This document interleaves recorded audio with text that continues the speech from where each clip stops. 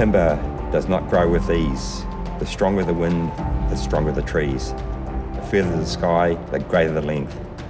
The more the storm, the more the strength.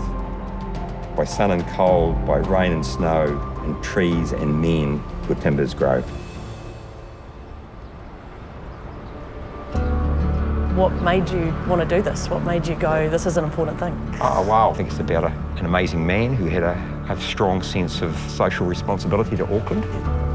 Thinking about this shed, what this building was going to do to help really bed in the importance of the working waterfront. I think, Panuku's work on the waterfront, by getting people right down to the water with walkways and things is neat, but this actually takes it to probably a level where I don't think any other city anywhere has done it.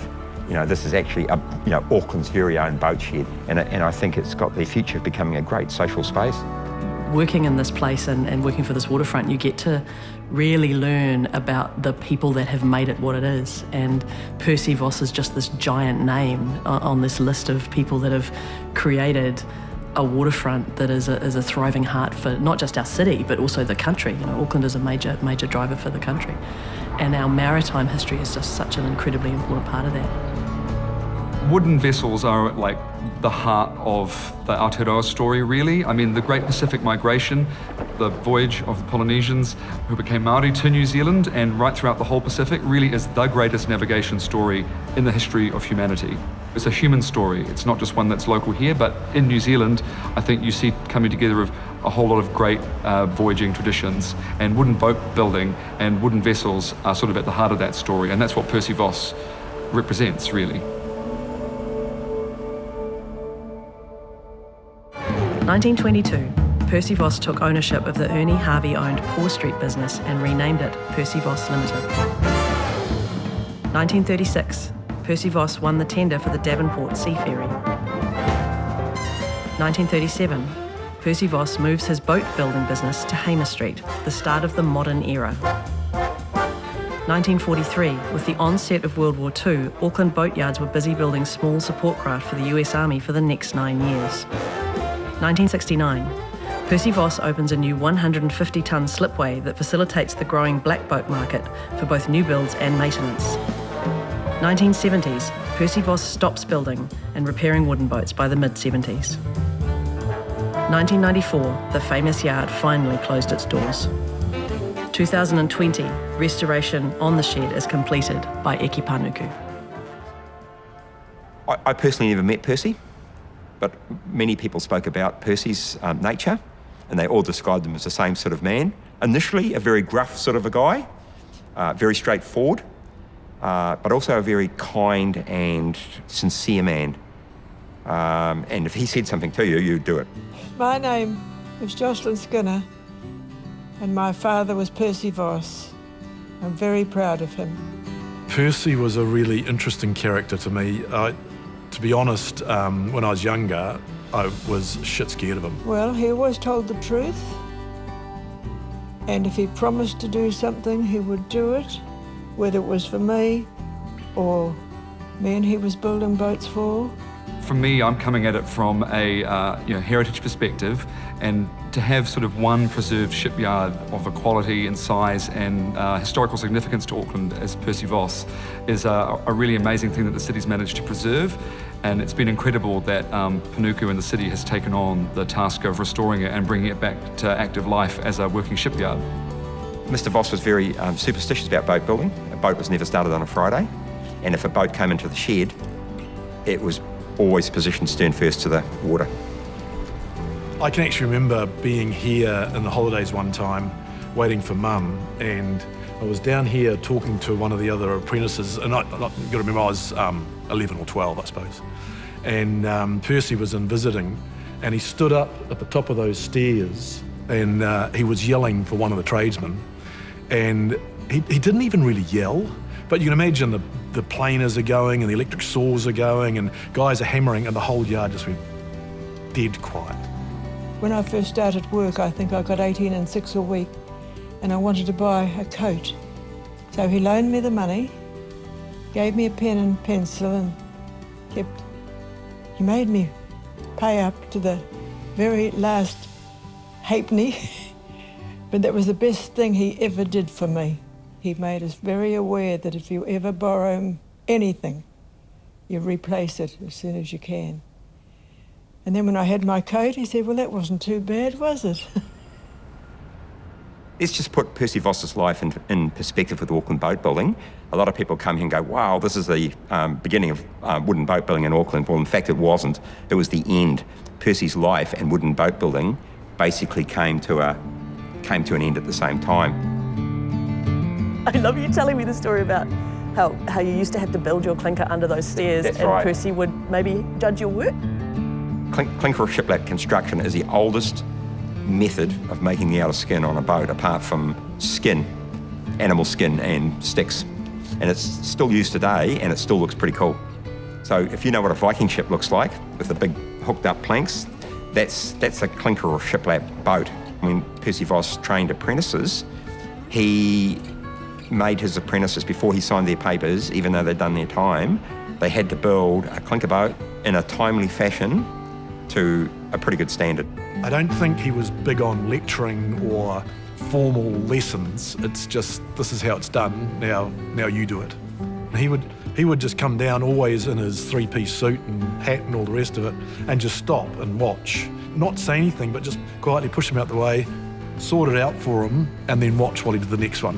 And he always thought that if someone can build a clinker boat, it's a pretty good mark of a wooden boat builder.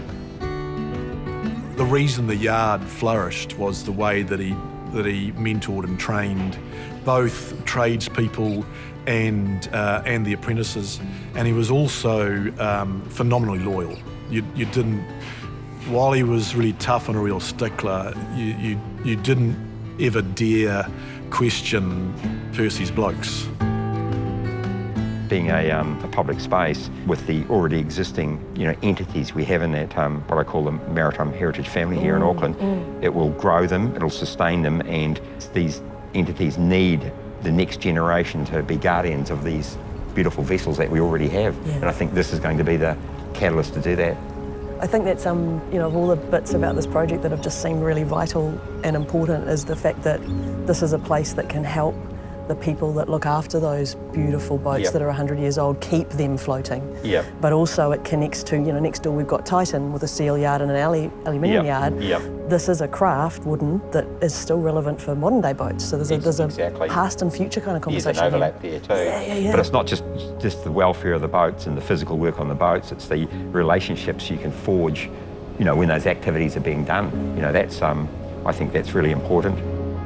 My job here at Eke Panuku is about a thing called placemaking. So for the waterfront, that's meant the making of places like Silo Park and thinking about what are the things that we can do on this waterfront to make sure people really feel a connection to this place that we're making. But the reason that the organisation, Waterfront Auckland at the time, kept this shed is because they recognise it as being a critical piece of maritime infrastructure. I think the really important thing about Percy Vos as a really key part of the waterfront and as a publicly accessible space is, I think, something that we've lost really since containerisation of shipping in the 1950s is the idea of a working waterfront. Places like this make that real.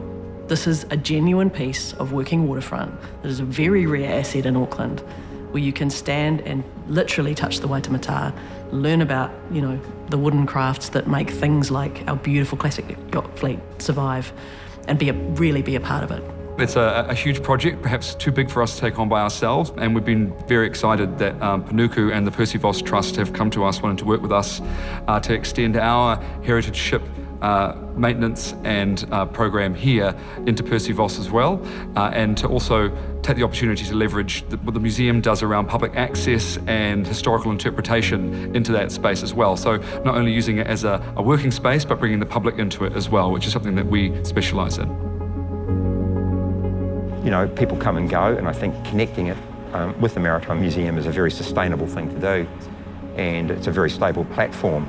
We can, organically grow the activities and the spaces in here. Yeah. We need to build the culture that, that Percy Vos built in the shed into our new modern way forward. The possibility of this place to become a place where people can learn skills about wooden boat craft, can remember people like Percy Vos and the kind of vessels that were built here, can maybe learn things that will take us into the future that we don't even know about. The city is here because of this harbour, and the city is here because of the harbour, because of our skill in the maritime field. So this incredible wealth of maritime knowledge and skill that we have, this thing that we can be so super proud of, is made in places like this shed and its previous iteration in St Mary's Bay. You know, these places are what hold those skills and get them out on that lovely wet briny bit, you know. It's not a museum. This is a maritime heritage activity centre where people do things. They're restoring boats, or whether school groups are coming in here or whatever. It's a do things space. Do things space. But that's what it is. It's not a museum, you know. Awesome. People get very confused about that. This idea of this shed not becoming a preservation of something that's gone, but instead a thing that keeps a life alive. That's crucial, eh? This waterfront, you know, it's all about the boats, my dad and my previous boss would say. Yeah. Well, yes, it's about the boats, but it's about the people that are connected to those boats. You know, all those boats have to have energy around them, and if they don't have the energy, they get dilapidated and they fade away. So it's the boats, then the people. The energy's got to be there with them. Tell me what you've done to Katrina. Well, we've done everything really. Anything that needed doing, we got done. So we stripped her right back. It was all strip plank kauri, so the deck looked amazing actually when it was stripped back. You know, it's been in the water for 70 odd years and it's had no rot at all. My dad walked into the Percy Vos Yard when Katrina was being built in probably early 1957, and he saw it and thought, oh wow, you know, if I ever make it, I'm going to buy that boat. And probably 50 odd years later, he managed to do it. That's amazing. And now sharing it with the family. Now sharing it with the family. Yeah, it's just, you know, Katrina, two great names, and how good does that get? I know. When you get Bob Stewart and Percy Vos, wow, breathtaking. Well, the first owner was a guy called Jim Fair. He commissioned it, had it built at Percy Vos's yard, and I married his granddaughter. Oh, how convenient. In fact, the big joke at the wedding was that she married me to get the boat back in the family. You do get quite emotionally attached to them, don't you? Oh, and I'll tell you right now, if Percy could see this, he'd be stoked to see the work that his boys did and the way you're displaying it today, and the way especially the way you're using it. Boats need people, they need energy, and you guys are obviously doing it as a family and they scene. Need to be sailed. A lot of this timber that Vosses used to build the boats, and a lot of the boat builders did this, they actually went to the mill and spent a couple of days or a day there sorting through the timber. Make sure there's no knots in the wrong spot. No knots, or just making sure it's all hard, making sure it's quarter sawn, especially for planking, because quarter sawn timber doesn't tend to cup, it tends to be more stable.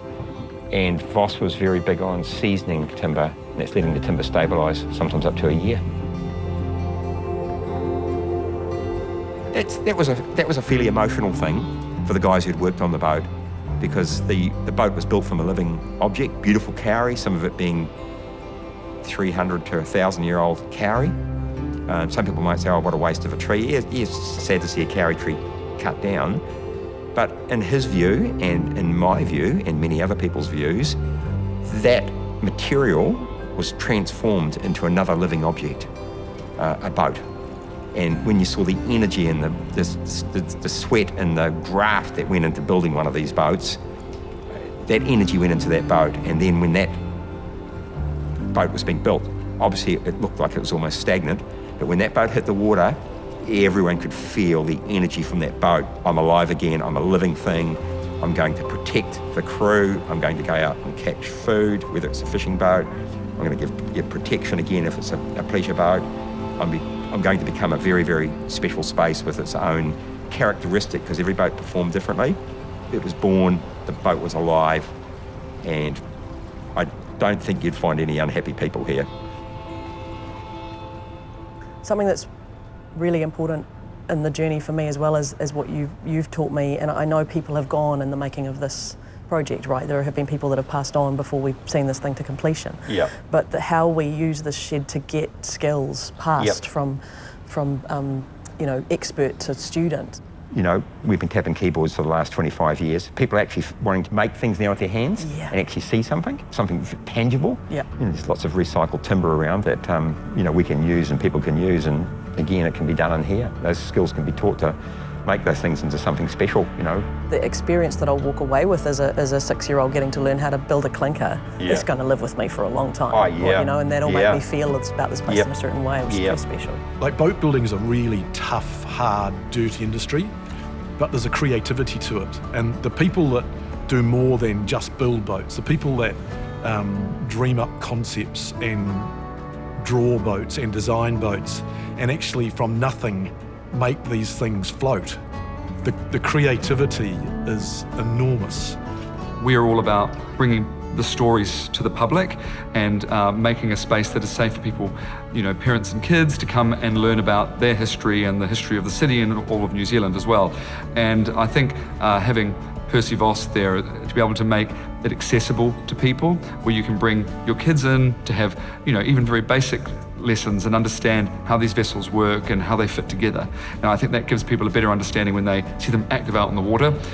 They have a full understanding of all the skills and work that goes into making that happen. When I was here, the wooden boat building era was definitely tapering off. It was really in the twilight. And I've spoken to a lot of guys that were apprentices here.